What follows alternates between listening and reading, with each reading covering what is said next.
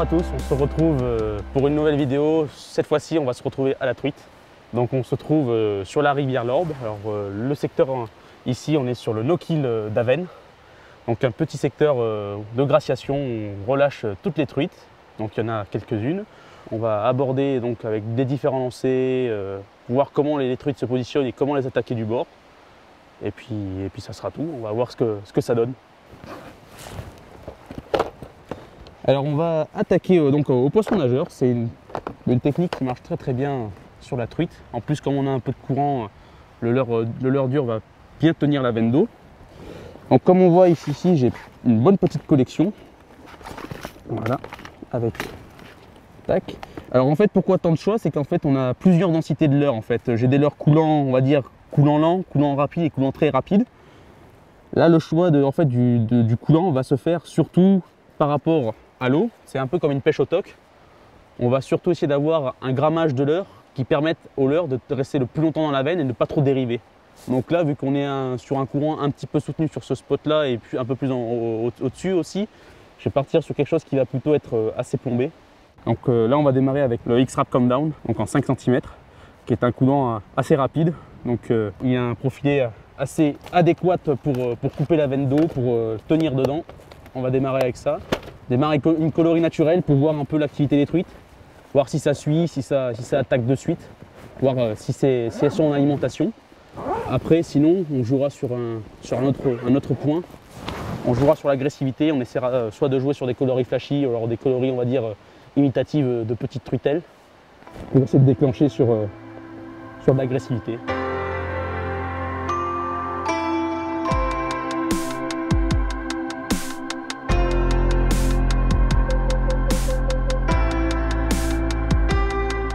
Le principe de cette technique va être assez simple, c'est qu'en fait on va remonter le parcours, c'est-à-dire qu'on va essayer de remonter en ayant le courant qui nous passe devant et qui finit derrière nous. En fait c'est très simple, la truite est un poisson qui se positionne toujours la tête vers l'amont et qui attend que le courant lui amène la nourriture par des veines. Donc là il y a des veines principales, il y a des veines secondaires et la truite va se situer sur ces veines et va attendre en fait que la nourriture lui passe devant pour ensuite soit la laisser passer et l'attaquer derrière elle en se laissant porter par le courant, ou soit l'attaquer si elle passe tout près d'elle. Donc là le principe c'est très simple, c'est qu'avec mon poisson nageur, je vais aller chercher le haut de la veine et animer dans la veine et essayer de faire passer mon poisson nageur devant une truite ou devant son poste de chasse.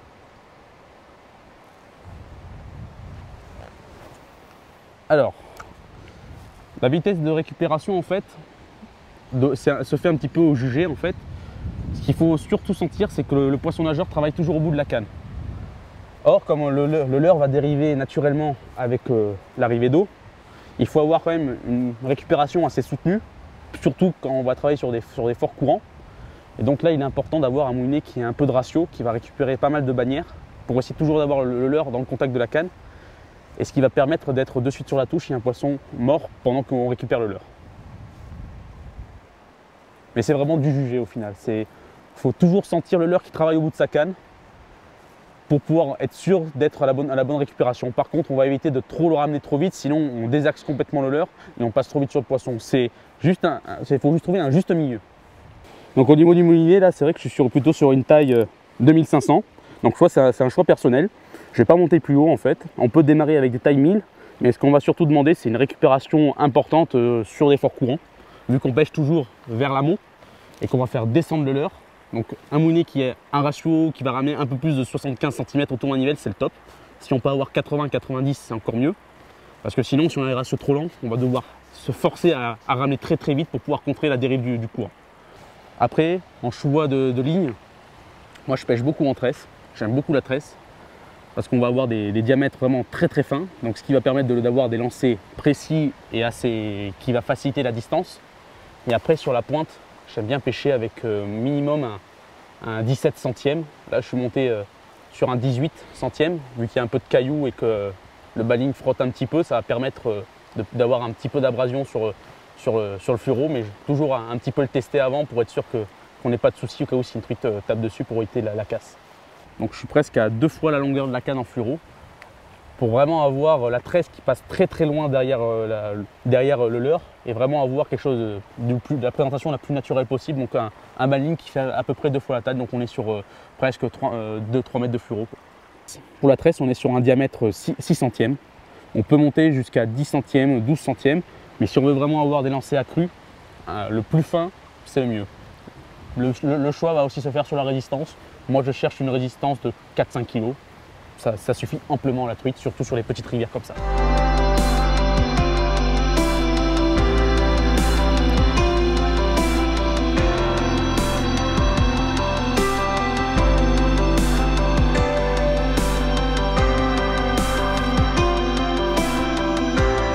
En étant du bord comme ça, c'est un petit peu dur souvent de faire tenir le leurre très longtemps dans la veine. Au bout d'un moment, on va être obligé de venir couper la veine. Et ce qu'il faut, c'est réussir à faire porter le leurre par l'eau pour pouvoir être sûr de passer devant la truite. C'est comme une pêche à l'appât naturel, pêche au toc. Il faut essayer de rester dans la veine pour être sûr au moins de passer devant un poisson. Après, on voit que là, je suis toujours en train d'animer mon leurre. Donc c'est vrai que c'est une technique qui marche plutôt bien sur la truite. C'est de travailler par petit twitching comme ça. Ça va faire désaxer le poisson nageur et lui faire montrer les flancs. Et puis surtout, c'est qu'avec cette petite tirée, on est sûr de faire nager le leurre parce qu'on va tirer par rapport au courant rapidement et le leurre va prendre sa nage grâce à la bavette. On peut aussi travailler sur une récupération linéaire, mais c'est vrai que je compte beaucoup plus de résultats sur une animation comme ça qui excite un peu plus la truite et qui la fait attaquer plus souvent. Ah, il y a une qui a raté. Je vais repasser dessus pour essayer de voir si elle reprend. Sinon,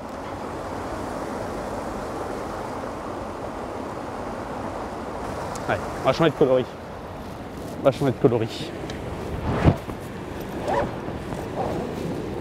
Donc là, j'ai fait bouger un poisson et puis un second là en même temps. Mais juste décalé. Je pense que le coloris leur plaît pas. L'eau est pas très translucide. Passer sur quelque chose de plus voyant. Donc, le max wrap en taille 5 cm. On va voir ce que ça donne.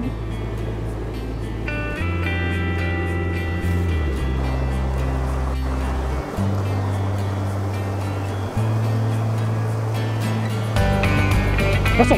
Oh merde! Bon, ça confirme.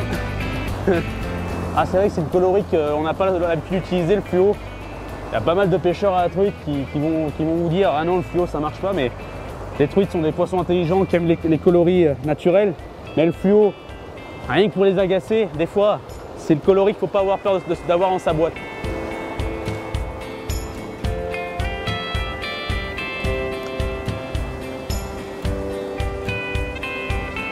Ah, punaise! Ah, punaise! Voilà, les deux truites que je rate, elles sont à chaque fois prises derrière ces pierres là, elles sont postées juste derrière, à l'abri du courant. Là, vu qu'on n'a pas une veine d'eau, on va dire, bien marquée, mais surtout que je vois que j'ai pas mal de pierres où je pense avoir repéré les truites, je vais un peu me contrefiche de la veine d'eau et surtout essayer d'insister de passer bien derrière la pierre pour essayer de faire taper la truite. Un petit peu comme on a vu tout à l'heure là. On va dire que je les ai pris plutôt sur des lancers, on va dire perpendiculaires, parce que en fait, j'ai les postes qui sont devant moi et dans ma position du bord, je n'ai pas le moyen de venir me placer derrière le caillou, on va dire sans brouiller. Donc là, j'ai plutôt essayé de faire des lancers perpendiculaires. Aller chercher le moindre petit spot.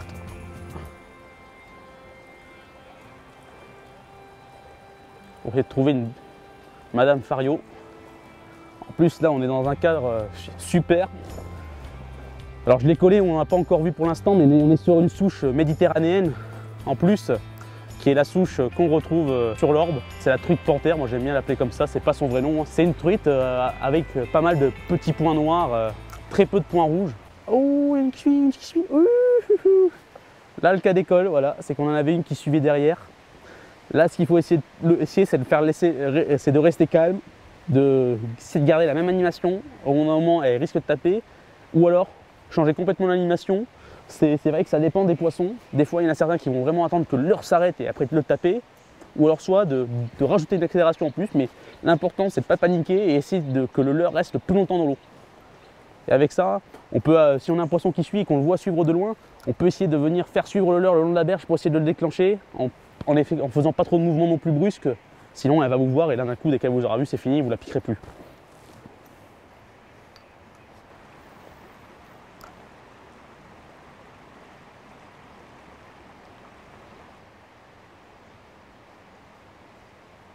Là, il y a un peu plus d'eau.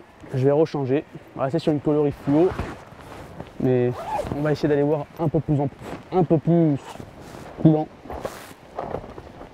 Déjà, je range ça. Je vais plutôt passer sur un coulant lent. Le fluo m'a donné pas mal de résultats pour l'instant. Je pense que ouais, soit je pars. On voit, moi j'aime beaucoup les oranges, hein, mais je pense que je vais passer sur le chartreuse qui ressemble un petit peu à l'autre. Là, on est sur un coulant un peu plus rapide. Là, tout à l'heure, on était sur un suspending. On va passer sur le leurre mythique, le vrai. Celui-là que tout truiteur doit avoir. Le Rapala Countdown numéro 5.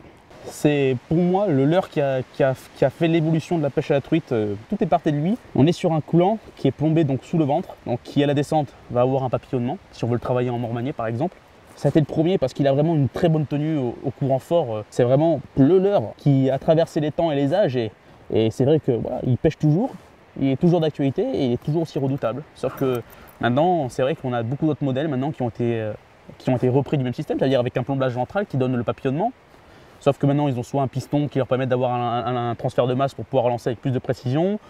Ils sont en plastique, ils ont des vitesses où ils coulent plus rapidement que d'autres. Voilà, donc c'est vrai que maintenant, le Countdown, il est un petit peu passé aux oubliettes, mais il mérite toujours de l'avoir parce que c'est vrai, comme on disait tout à l'heure, c'est d'avoir plusieurs densités de leurre avec, on va dire, plusieurs vitesses, avec une vitesse différente pour couler, parce que ça permet vraiment de jouer après sur les vitesses de débit et d'être assez polyvalent en bord de l'eau après. C'est simple, c'est efficace, ça pêche. C'est Rapala. Pas de pub. Pas de pub. J'en ai déjà assez sur moi. Oh oui, oh premier lancé. Voilà. Elles sont vraiment pas... Un détail, ça suffit. Ça change tout. Voilà, ayez, c'est là. Oh punaise. On va pas y arriver, hein.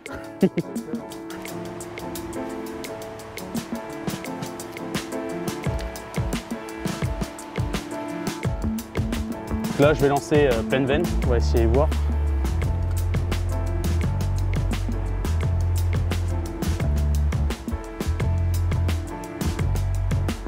Poisson. Allez, rate pas. Allez.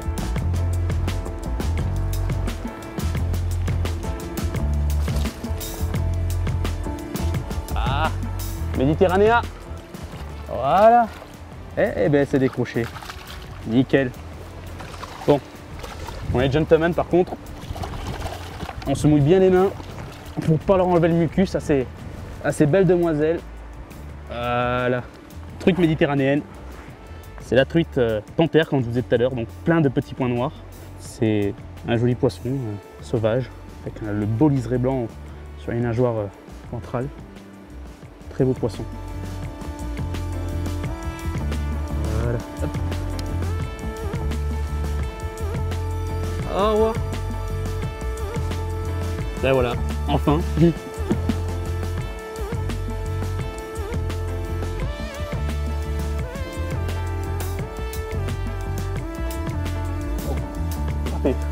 Poisson, elle est revenue. Voilà. Notre petit poisson. Là encore, on voit que c'est un poisson un peu plus jeune. On arrive à distinguer les points rouges, mais normalement, voilà, sur cette souche de truite, on va avoir vraiment ce rouge qui va s'obscurcir un peu plus et qui va devenir marron et puis après noir. Voilà, le petit poisson. Et voilà. Bon là on va revenir sur les postes qu'on a fait ce matin. On a l'ensoleillement qui a un peu changé. On ne sait jamais si les poissons qu'on a piqués ce matin se remettent en position, s'il y en a d'autres qui viennent, on va remettre quelques coups de lancer, on ne sait jamais. Alors juste après au niveau de choix des lunettes aussi, Sur ce genre de secteur où c'est très ombragé, je vais plutôt opter pour des verres polarisants à vert jaune qui vont en fait un peu m'éclaircir le paysage qui est assez sombre à cause des ombres créées par les arbres. Ça va me réduire la lumière déjà sur l'eau et puis surtout, donc, comme je dis, me l'éclaircir et voir un peu de plus loin, on va dire, les poissons, si je peux en remarquer, qui sont postés qui sont sur leur poste et vraiment repérer plus facilement les poissons. Donc voilà, sur ce genre de poste, un vert jaune pour éclaircir le milieu. Après, si vous êtes sur on va dire sur des coins où c'est moins ombragé, on va pouvoir aller après sur des verts noirs ou des verts gris qui vont en fait vous créer l'ombre et moins vous éblouir. Mais sur ce genre de parcours là ombragé, le vert jaune c'est le top. Poisson.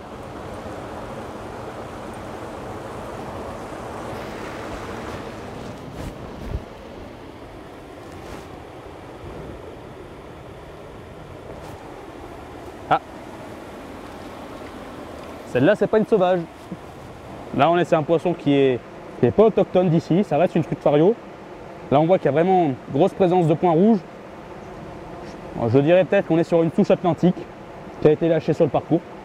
Donc ça fait partie des poissons qu'on peut rencontrer sur le parcours. Là. Ça reste comme une truite. On va la faire retourner à son élément. Hop là. La pêche au poisson nageur, on peut la pratiquer sur toute la période d'ouverture de la truite. Donc, c'est-à-dire depuis poisson. Ah, décroché, punaise. Je peux pas te faire autre chose en même temps. Punaise. Je disais donc qu'on peut pratiquer la pêche au poisson nageur toute l'année pendant l'ouverture de la truite. Et dès l'ouverture jusqu'à sa fermeture là en septembre, avec quand même une période où on va avoir quand même un petit peu un peu moins d'efficacité au poisson nageur. Je pense surtout au mois de mai, au mois de juin, quand on va avoir les éclosions de mouches où elles vont vraiment regarder, mais alors que ça, se nourrir principalement de ça. Mais après, hormis ces périodes d'éclosion, le poisson nageur marche toute l'année. Après, bien sûr, c'est aux pêcheurs d'adapter, d'avoir des coloris adéquats, d'avoir beaucoup de choix dans sa boîte pour pêcher la truite. Mais ça se pratique toute l'année. Après, ce que j'aime dans la pêche à la truite, c'est un petit peu d'y aller comme ça, tout seul. On va dire, c'est vraiment très relaxant, c'est ressourçant. Tout seul, le bruit de la nature, surtout le bruit de l'eau qui s'écoule. Il y en a plein qui achètent des CD pour entendre des rivières qui coulent et je trouve ça vraiment très très serein. Après des fois des semaines au travail très, très compliquées, c'est vraiment très ressourçant. Après ça se pratique aussi entre amis très très proches. On se laisse passer chacun son tour sur chaque poste, on ne se grille pas les postes. C'est vraiment la pêche de courtoisie quand on est à plusieurs et en même temps cette pêche très relaxante quand on veut la pratiquer tout seul. Vraiment, pour ceux qui aiment tout ce qui est yoga, tai chi, c'est le top.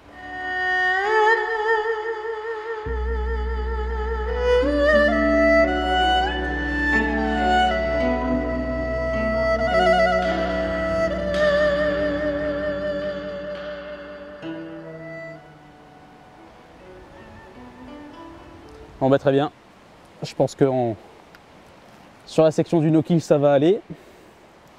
On va aller reprendre la voiture, on va changer complètement de secteur et puis on va dire aussi d'approche. Là on a fait une approche du bord, donc à pied, sans botte, sans rien, vraiment en restant du bord. Maintenant on va aller faire l'approche dite en wading, on va enfiler les waders et on va aller sur un autre secteur. Donc on voit ça de suite. À toutes.